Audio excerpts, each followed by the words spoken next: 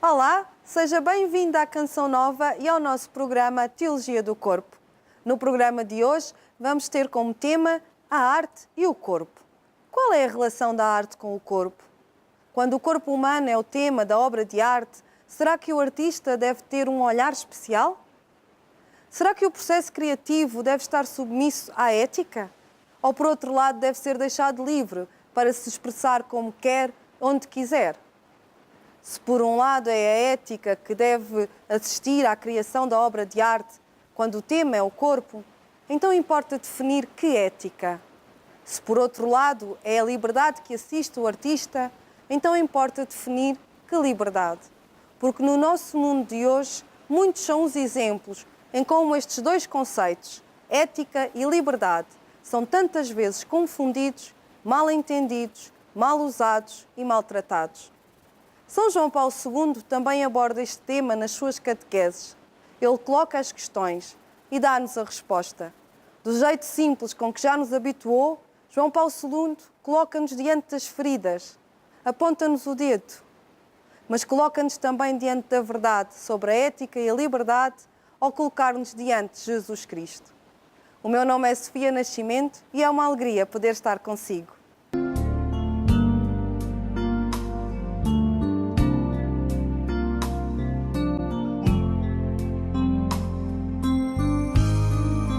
As obras da cultura, especialmente da arte, fazem com que aquelas dimensões de ser corpo e de experimentar o corpo se estendam, em certo sentido, para fora destes homens vivos. O homem encontra a realidade do corpo e experimenta o corpo também quando ele se torna sujeito da atividade criativa, da obra de arte e conteúdo da cultura. Este olhar, por sua natureza estético, não pode, na consciência subjetiva do homem, ser totalmente isolado daquele olhar de que fala Cristo no Sermão da Montanha, colocando-o de sobreaviso contra a concupiscência. Assim, toda a esfera das experiências estéticas se encontra simultaneamente no âmbito do etos do corpo. É, portanto, justo pensar também aqui na necessidade de se criar um clima favorável à pureza. E este clima pode, de facto, ser ameaçado também no âmbito das obras de cultura, no âmbito das comunicações sociais, no âmbito da imagem. Antes de mais, deve notar-se que o corpo humano é objeto de cultura no mais amplo significado do termo, pela simples razão de que o próprio homem é sujeito de cultura. Na sua atividade cultural e criativa, ele empenha a sua humanidade, incluindo nesta atividade também o seu corpo. Para a Igreja Católica, o corpo humano não é apenas o conjunto das suas estruturas físicas e biológicas. Ele é toda a pessoa, a alma e o seu espírito. Tudo o que a pessoa é se torna visível através do seu corpo. Por isso, a salvação do homem passa também por manter o seu corpo em santidade e em respeito. A pergunta que coloca São João Paulo II é se a arte tem como função respeitar o corpo na dignidade que ele revela sobre a pessoa, quando esse mesmo corpo é objeto da obra de arte. Quando pintamos, esculpimos, desenhamos um corpo humano, será que devemos ter a preocupação de garantir que essa pintura, essa escultura, esse desenho mantém a dignidade da pessoa e a preserva? João Paulo II coloca esta questão de forma especial quando estamos a falar da fotografia ou do filme, porque aí é o próprio corpo da pessoa que se faz presente. Assim, é à luz deste fio de avaliação que tanto o artista como aqueles que veem e apreciam a obra de arte são chamados a fazer o seu juízo. O artista que se debruce numa obra de arte e que queira respeitar a ética cristã, deverá submeter o seu espírito criativo ao Espírito Santo de Deus, fazendo com que o corpo que ele retrate não seja apenas um objeto, mas, antes de mais, seja um corpo que revela a glória de Deus.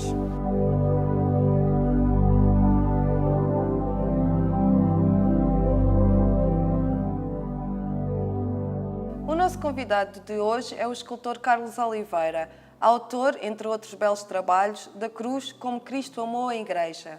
ou como carinhosamente é apelidada, a Cruz da Teologia do Corpo. Carlos Oliveira, bem-vindo à Canção Nova. Devo dizer que é uma imensa alegria estar consigo aqui hoje, a podermos falar sobre este trabalho que é a cruz como Cristo amou a Igreja. Muito obrigado, eu. Eu é que também sou grato pela oportunidade e pelo gosto que é falar sempre desta obra que me marcou a mim pessoalmente e à minha carreira. Eu devo confessar que sou uma apaixonada por este seu trabalho e que ela também me marcou na minha caminhada de fé. Isso devo-lhe confessar já desde o início, porque realmente é uma alegria muito grande poder falar sobre este trabalho consigo e poder falar sobre o tema da arte, tendo como pano de fundo este trabalho, que também seria esse o grande objetivo do nosso programa de hoje. Começava já pela própria cruz. Como foi para si este desafio, fazer esta obra? É assim, a cruz tem uma história. Esta história começa em maio, num momento meu de muita fragilidade. E isto é engraçado que, como homem de fé, muitas vezes a forma como Deus nos fala ao nosso coração, de uma forma que depois só à distância no tempo e até com muito silêncio e oração, conseguimos ter a noção de como Ele nos fala. Porque eu nesse ano tinha falecido o meu pai há muito pouco tempo e eu, como próximo do sacerdote Padre Miguel, pedi-lhe ajuda espiritual do ponto de vista dele me poder dar a unção da cura e de me fortalecer. E é interessante que depois de todo esse momento que ele teve para comigo e, digamos, de me fortalecer espiritualmente, mostrou-me, trazia na algibeira, a cruz da unidade, digamos, porque nós partimos para a criação desta escultura como ponto de partida, uma cruz que o meu colega e sacerdote venezuelano, Ángel Macedo, salvo erro, que é o nome, um sacerdote que, se for vivo, já tem uma longa idade, que moldou há bastante tempo e digamos que mostrou-me esse crucifixo e disse-me ao Carlos, baseado neste pequeno crucifixo, eu gostava que tu, com a tua capacidade e como homem de fé, fizesses a tua abordagem e a partir dessa abordagem esse mesmo crucifixo fosse, digamos, para a angariação de fundos para o simpósio. Nós estávamos em maio de 2012, nesta altura, portanto estávamos a um ano e muito do simpósio em Fátima. E eu comecei primeiro por fazer, digamos, alguns esboços, mas o Padre Miguel já estava na altura a trabalhar e isto é tudo inseparável, porque é assim, a obra, a minha fé, as catequeses e a teologia do corpo, tudo isto acaba por estar em junção. E o Padre Miguel estava, conjuntamente com outros elementos do grupo da teologia, a trabalhar na tradução.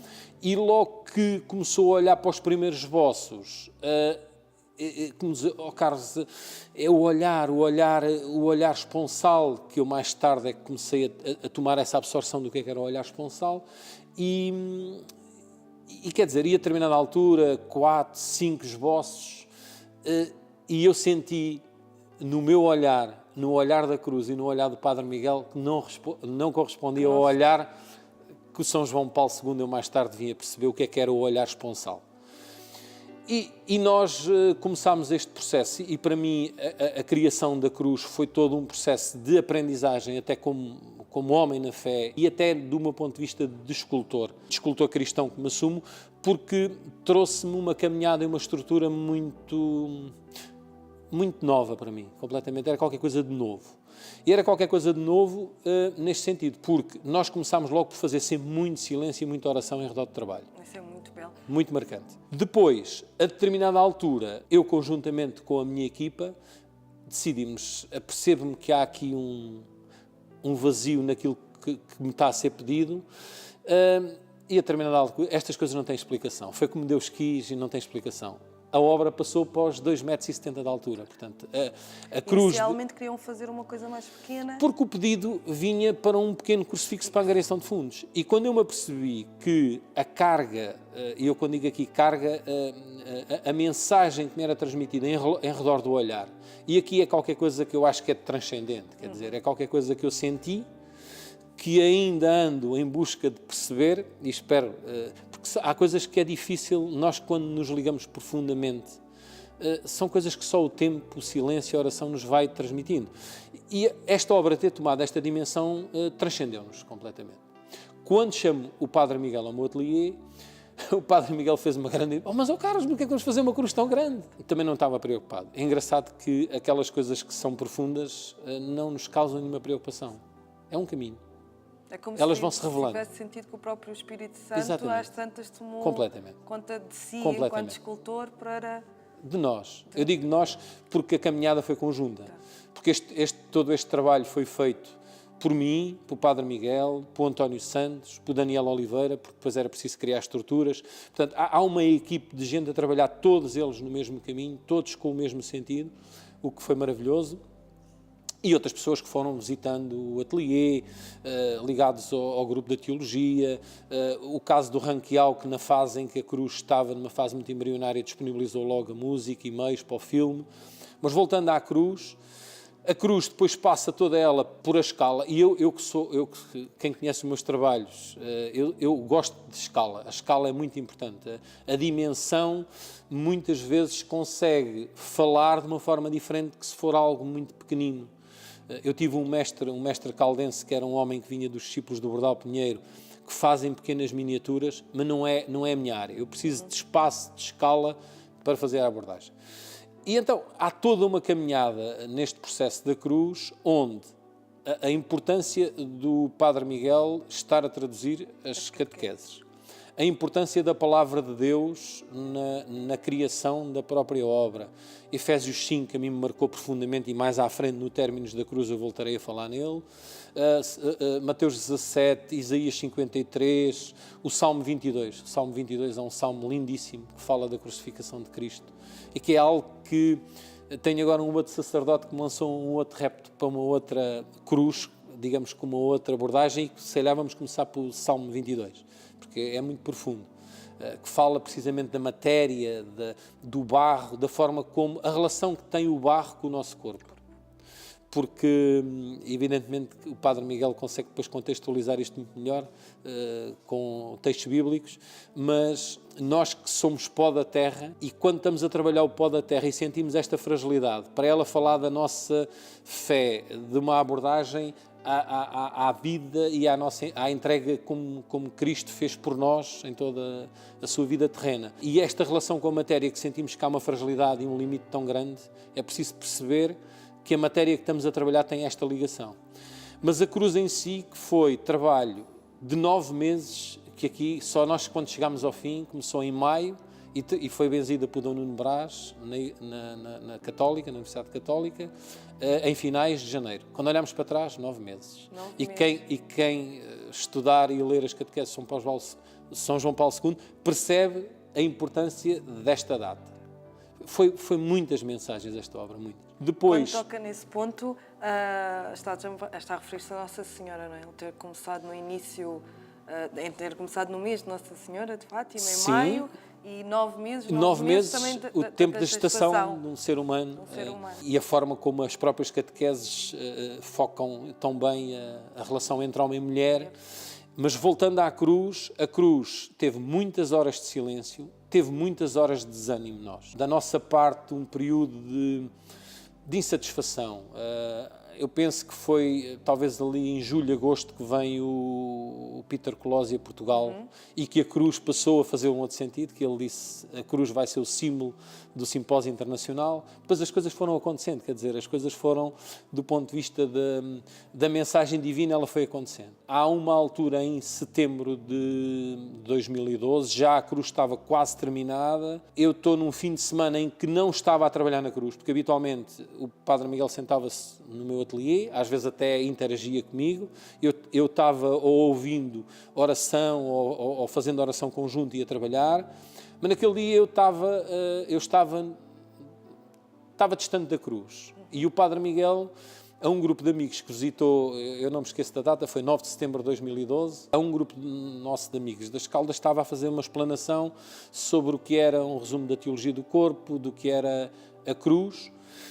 E isto foi um domingo, e eu ouvi, e mais uma vez o olhar já lá estava, mas havia qualquer coisa que não estava na cruz. E quem puder ver esse filme, que tem o nome em latim, que o meu é Como Cristo Amou a Igreja, mas é mais ou menos isto, Ut Christus Ecclesia Amavit, que é como ela está, a cruz está registada e depositada em direito autoral. O Padre Miguel falava da entrega da forma como ele se entregou por nós, da forma como, para quem é casado, e eu tenho um matrimónio há 32 anos, da forma como ele se entregou por nós na cruz e que nós muitas vezes, perante as nossas esposas, não somos capazes de fazer isto. Que eu acho que é a parte bela para os maridos que me ajudou a mim a crescer como homem da fé e no matrimónio. E depois isto é uma caminhada em simultâneo muitas... Que é indissociável completamente. também, não é? Marcou-me a minha artista é vida, marcou-me o meu indissociável do matrimónio, marcou a minha forma de estar na vida.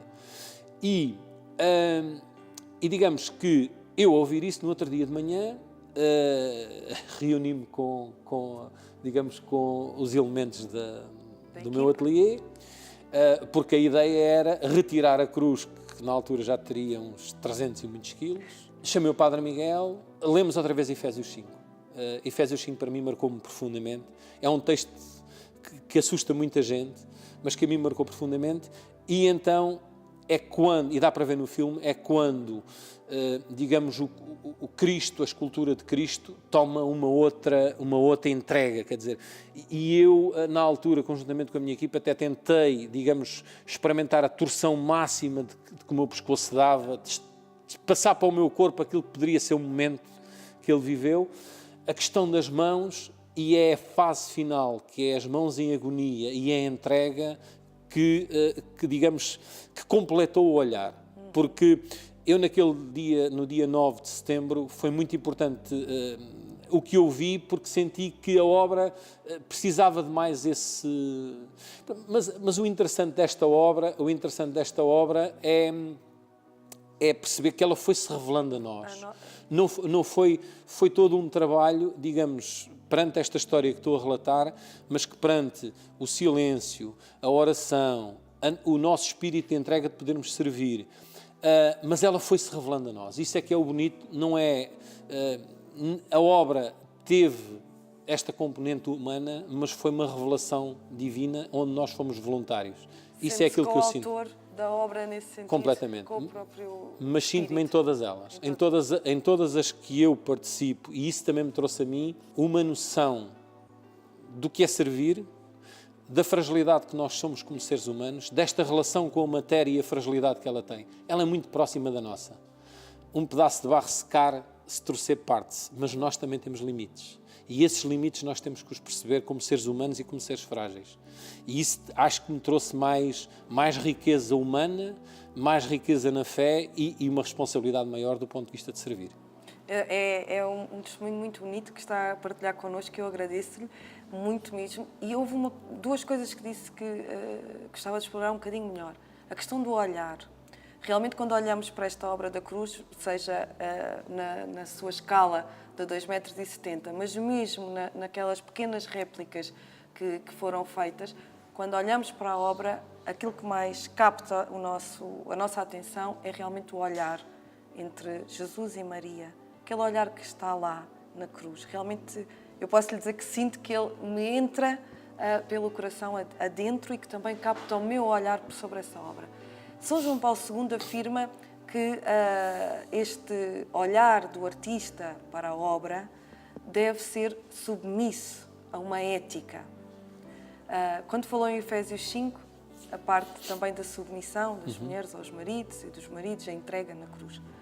Concorda com João Paulo II que esta dimensão do olhar é importante também na forma como se deixa submeter à ética? Concordo com ele, porque toda esta obra nasce precisamente do olhar, quer dizer, aquilo que eu relatei há pouco, quando o Padre Miguel me pediu um pequeno crucifixo, mas depois a observação dele foi o olhar, a determinada altura eu percebi que era o olhar, e com toda esta caminhada eu percebi que o olhar, mas este olhar que é o olhar esponsal que fala São João Paulo II nas catequeses, era algo que, para ele ser plasmado numa obra plástica, e foi uma das coisas que nós, e em especial o Padre Miguel, falava, era muito importante que nós soubéssemos parar na hora certa.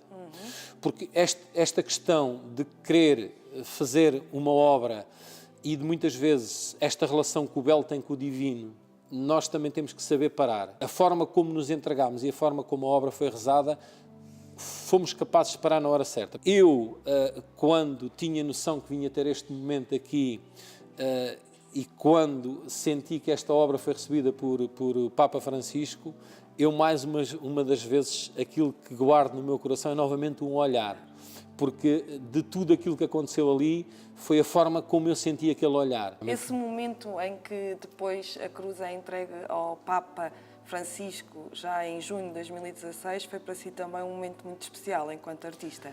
O ter feito esta obra toda, ela ter sido assim gerada, digamos, por Nossa Senhora e pelo Espírito Santo e depois culminar com a entrega ao Papa, foi um momento muito especial para si? Foi um momento muito especial. Aquilo que eu trouxe de lá foi realmente aquele momento que está guardado num sítio muito especial no coração. Neste momento, aquilo que sinto é a responsabilidade do que nasceu dali, porque essa responsabilidade surgiram outros convites para eu poder servir e, mais uma vez, poder servir como artista cristão, poder servir a Igreja e não me servir a mim, porque a questão é, foi um trabalho que teve novamente um envolvimento de um sacerdote, teve novamente toda esta caminhada que eu acabei por construir com o Padre Miguel. Quer dizer, há um processo que nasceu nesta obra que foi uma vontade de Deus, foi nós nos disponibilizarmos a servir, foi um trabalho sempre feito com um tempo, que foi o tempo de Deus, não foi o nosso. Porque nós nunca marcámos, nem eu nem o Padre Miguel marcámos um tempo para nada, as coisas aconteceram de uma forma natural. Portanto, houve aqui um tempo, completamente, o tempo de Deus e não o nosso. Não houve um prazo, não houve foi um tempo... O tempo que Deus quis. Exatamente. Diga-me uma última pergunta. Considera importante que o artista plástico ou não só na escultura, em qualquer pintura ou até mesmo na fotografia, nos filmes, considera importante que o olhar do artista sobre o corpo humano seja um olhar de respeito pela dignidade humana? Ou o artista deverá ser livre destas concepções de dignidade? Eu, para mim, como cristão, tenho que responder nesse sentido de responsabilidade e de percepcionar. O artista tem que ter noção de que, mesmo que faça uma abordagem a um corpo feminino ou masculino, que tem que o usar com respeito para com ele próprio, mas para com os outros. E há limites, E eu penso que estamos numa era onde realmente há limites que não são perceptíveis e que vale tudo, mas não é a minha postura. Carlos, agradeço-lhe imenso a sua participação neste programa.